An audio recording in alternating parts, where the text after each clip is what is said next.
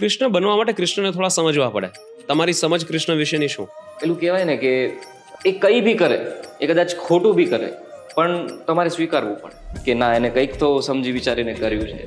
તો કૃષ્ણ ભગવાનનું જીવન એટલે અપાર આનંદ, આનંદ જ આનંદ. કૃષ્ણ ભગવાને પોતાના જીવનની હરેક પીડાને આનંદથી લીલામાં બદલી દીધી. આપણે કૃષ્ણ લીલાની વાત કરીએ, પણ એમના જીવનમાં ઘણી બધી પીડાઓ હતી. આપણે એમના આનંદને કારણે એને લીલા કહીએ છીએ. બીજી વસ્તુ કે એમને ક્યારેક એવા ડિસિઝન્સ લીધા કે જે ક્વેશ્ચનેબલ હોય, કે આવું કેમ કર્યું, આવું કેમ કર્યું, અને પછી આપણે થોડા ઊંડા ઉતરો, થોડા વધારે સમજવાનો પ્રયત્ન કરો તો સમજાય કે એને આ શું કામ કર્યું. ત્રીજી વસ્તુ કે એ જ્યારે વાત કે ને તો there are lot of layers એ વાતમાં પણ, કે જે કે છે એની એક અંડરલાઈંગ બીજી વાત પણ ચાલે છે, તમારે સમજવાની છે. તો એ પણ આ તમારા કેરેક્ટરમાં થોડું બહુ દેખાય છે. અને હજી એક વસ્તુ મારે એડ કરવી છે. અંકિતના કોઈ ફ્રેન્ડે એવું કીધું હતું ફિલ્મ જોઈને કે અત્યાર સુધી એવું લાગતું હતું કે ભગવાનને અગર પામવા હોય ને તો બહુ મહેનત કરવી પડે, કાં તો બહુ તપસ્યા કરવી પડે, બહુ તપ કરવું પડે, એ બહુ ટફ થઈ ગયું હતું એમ, કે એક કનેક્શન ફીલ નહોતું થતું.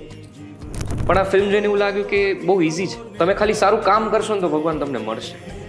એટલું ટફ નથી. એ તમારી કદાચ બાજુમાં બેઠા છે, તમારી અંદર છે. એટલે એ જે ઇઝ જે બધાને ફીલ થાય છે ને, કે વેરી ઇઝીલી એક્સેસિબલ, એ ફીલ કરાવો. યસ, મેઇન એ ફિલ્મ જોઈને ઘણા લોકોને એવું ફીલ થાય.